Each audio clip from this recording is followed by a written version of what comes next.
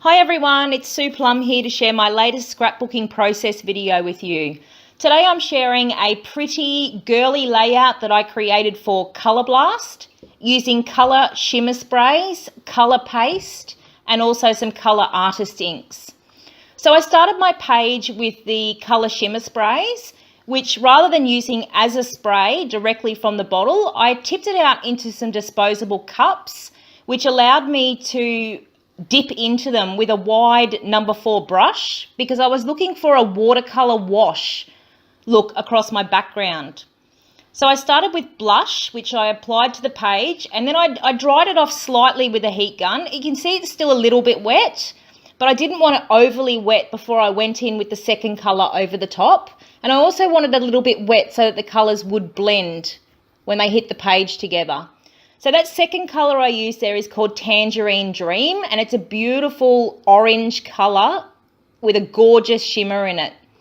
So I then moved on to the colour paste, and the colour I'm going to use there is Snow White, and I'm using a stencil from the Crafter's Workshop. Now I just wanted to show you my stencil folder there. That's how I store all my small stencils. I just slip them into a little display folder and I write the name of the stencil and the brand of the stencil on a sheet of paper, just so when I go looking for them, I know who's made them. So I just applied the colour paste through the stencil with a palette knife, easy, moved it around on the page to apply colour paste to a few areas of the page. I really love using the Snow White colour paste because when you're looking to add texture to your page but you want it to be subtle, the Snow White colour paste just gives you beautiful, subtle texture, and it has a beautiful shimmer when it's dry. Now, the colour paste, the other important thing to remember about your colour pastes, and you would have seen me do it, is to keep your foil seal intact. This will help keep your colour paste moist and stop it from drying out. So when you do peel back the seal, just peel it back halfway, dip into your pot. As you would have seen, I've pulled that seal off that jar all the way now because I am down to the dregs of that jar.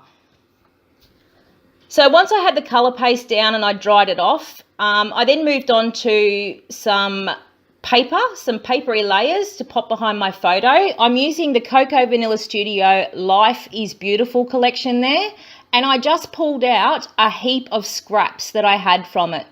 Now, I don't always keep my scraps, but I did keep my scraps from this collection because I absolutely loved it. So I just pulled out my bag of scraps because I only needed small pieces, cut them into various sizes and shapes, layered them together, and then just secured them with a staple. This saves the pain of having to go through and add tape between your layers, and it just makes the whole process a whole lot easier. One other important thing I'm doing there is I'm popping a little bit of scrap cardboard on the back of my photo. I tend to do this with most of the photos on my layouts because it pops them up a little bit from the background and just gives them a bit of extra dimension. So all those boxes, the pizza boxes and small boxes, mailer boxes, things that you receive in the mail, keep them aside, cut them up into little pieces and use them to back your photos.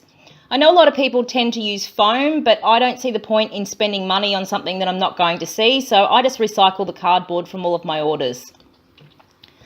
So once I was happy with all of those layers, I secured it down on the page. Once again, I stapled it down using my long arm stapler. I didn't bother getting out any tape for this one.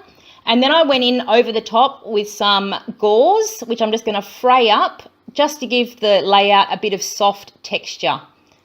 So once I had all of those layers in place, it was time to start adding my embellishments. Now, the ones that I'm using here were from Wilna Furstenberg.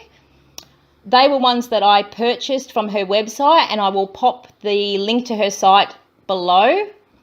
And they were ones that I simply printed out and cut out myself, and then I'm just securing them on with some foam tape just to pop them up slightly from the page and give them a little dimension. And then I'm bending up the edges of the flowers and the leaves just to give it a little bit more dimension. Oh, you can see that little hashtag there that I'm fiddling around with, trying to work out where my title might possibly go. Yeah, that's also from Wilna Furstenberg, and that I think is a free print and cut file that she's got there. You'll have to have a look on her website. So that little flare button there just says fly, and it's got a beautiful butterfly on it, and it coordinates beautifully with the blue of the flowers. Now, this little packet I've got here was something that I found lurking in my stash from goodness knows when, and it's a small packet of acetate embellishments. I love using acetate pieces. And it had a couple of little birds in there, which I thought worked really well with the fly on the flare button. So I fiddled around figuring out where they were going to go.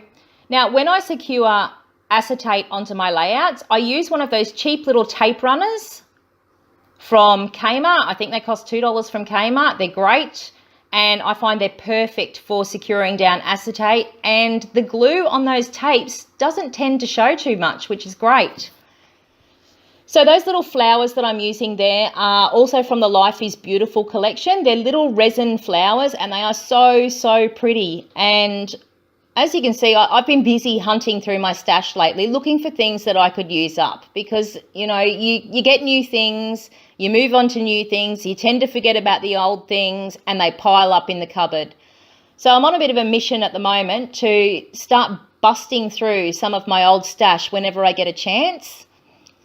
So those enamel dots there are also from the Life is Beautiful collection, and the colours were absolutely perfect to match with those floral pieces that I'd used from Wilner. Once I had all of the embellishments down, the background really needed something to help tie it all together. Those colours that I'd used, the yellow, there's a little bit of orange, they really needed to be brought in and help tie it all together.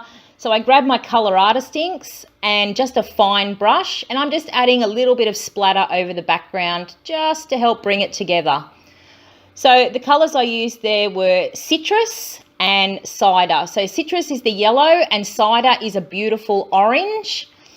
And then I decided it needed one more thing. I went in with my Indigo colour spray, and again, just some splatter, but I felt like it needed something just a little bit darker to help tie in some of those darker elements that were on the page.